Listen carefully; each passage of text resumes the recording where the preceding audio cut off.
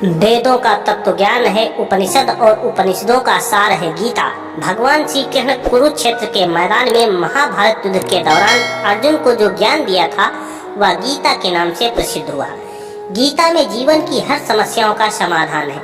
गीता में हर तरह का ज्ञान है, लेकिन उसमें से कुछ प्रसिद्ध बातें हैं जो आपको अपने जीवन में बड़ी सफलता की ओर खींच सकती है।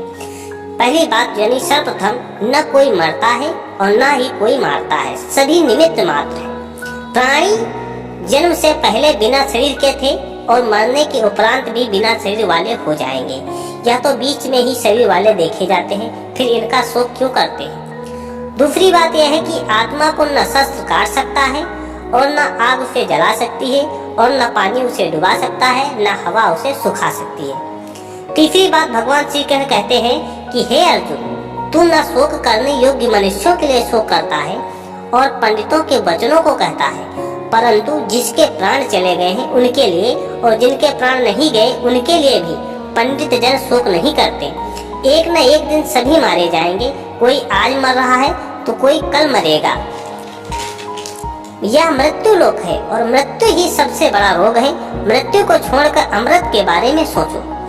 चौथी बात जो भगवान श्री कृष्ण कहते हैं कि कर्म पर ही तुम्हारा अधिकार है, लेकिन कर्म के फलों में कभी नहीं। इसीलिए कर्म को फल के लिए मत करो और न ही काम करने में तुम्हारी आसक्ति हो। जिसका मन अपने बस में है, जो जितेंद्रिय विशुद्ध अंतःकरण वाला है और संपूर्ण प्राणियों का आत्मरूप परमात्मा ही जिसका आत्मा है, ऐसा कर्म योगी कर्म करता हुआ भी लिप्त नहीं होता। कर्मों में कुशलता हो ही योग्य कहते हैं। पांचवी बात जो है वो क्रोध से मनुष्य की मति मारी जाती है, यानी मूढ़ हो जाता है, जिससे स्मृति भ्रमित हो जाती है और स्मृति भ्रम हो जाने से मनुष्य की बुद्धि नष्ट हो जाती है और बुद्धि का नाश हो जाने पर मनुष्य खुद अपना ही नाश कर बैठता है। छठी बात जो श्री कृष्ण कहते हैं, हे अर्जुन, सभी धर्मों को त्याग कर अर्थात हर आश्रय को त्याग कर केवल मेरी शरण में आओ, मैं तुम्हें सभी पापों से मुक्ति दिलाऊंगा। इसीलिए शोक मत करो।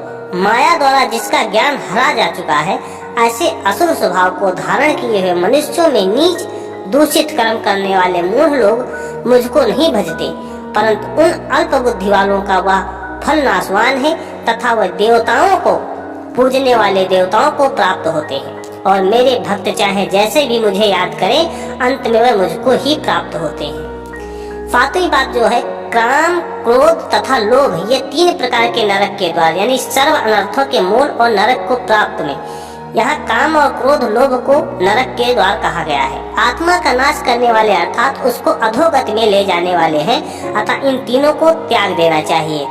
और लास्ट जो अंतिम बात भगवान श्री कृष्ण अर्जुन से कहते हैं कि जगत में दो प्रकार के शुक्ल और कृष्ण अर्थात देवयान और पितृयान मार्ग सनातन माने गए हैं। इनमें एक द्वार गए यानी जो मृत्यु को प्राप्त हुए और जो कभी वापस नहीं आते, यानी लौटने को मृत्यु के बाद उनको वापस नहीं आना पड़ता, यानी परम गति को प्राप्त होते हैं। और जो दूसरे होते हैं, जो दूसरे द्वार से गए हुए जो फिर वापस आते हैं अर्थात जन्म मृत्यु को प्राप्त होता है, उसे कहते हैं।